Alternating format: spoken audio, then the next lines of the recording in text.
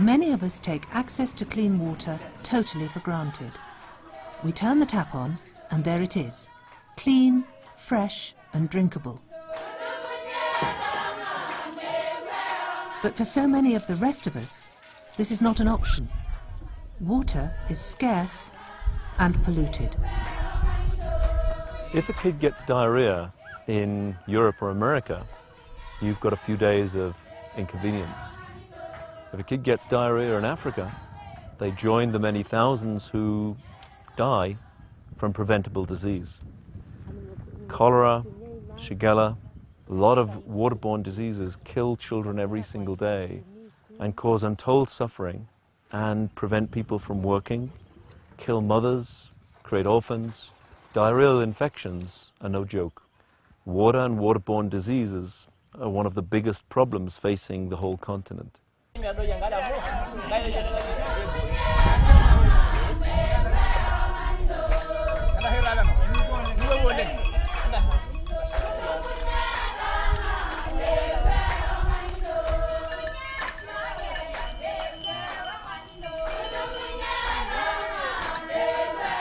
There are thousands of water holes like this across the sub-Sahara. This is the only water that the tribes people use to live from, but it's also the only water for all of their live animals and all of their wildlife. Unless you can protect the water and provide safe access for the wild animals and for the domestic livestock, the water will be heavily contaminated. At a very low cost, you're able to protect water by fencing it and by decontaminating it. And that's an important program that we're developing in 2010 across rural sub-Saharan savanna affected by the drought. The water source behind me is actually for the Singareni community, for the Maasai people and for their animals, whereby the people get this water and drink this water and cook with this water and wash even their clothes with. But actually it is not good for the people to use the same water with animals in the same source of water. I feel that the community around here suffers so much out of water shortages, and the sources of water is not clean for their health.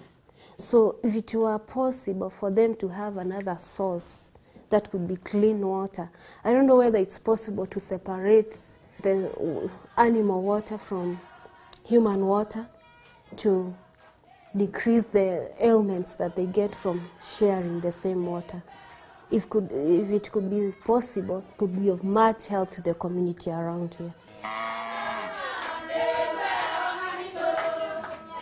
But there is also a simple way to purify water that costs little and has the potential to save thousands of lives.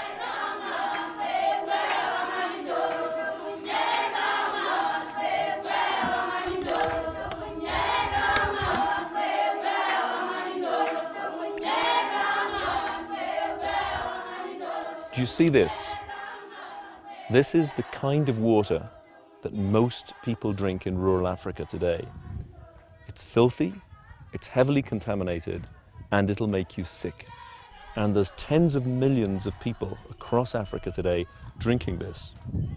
Now, science has come up with a solution, and the solution is just this: a plastic water bottle.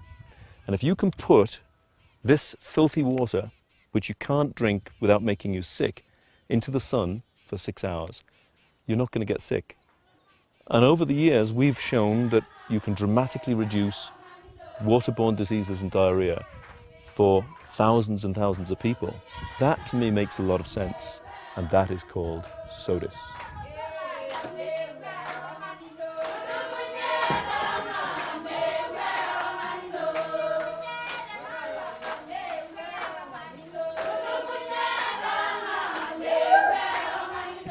Sisi huwa tunachota maji Lumumba, tunakuja naye na mtungi, alafu sasa ndio naigawa ya kunywa, naweka ndani ya chupa, alafu naianika hapa. They've become used to disinfecting water under the solar. Now they are clear on that system. it has been of much difference, because you see, diarrhea cases now have reduced than before.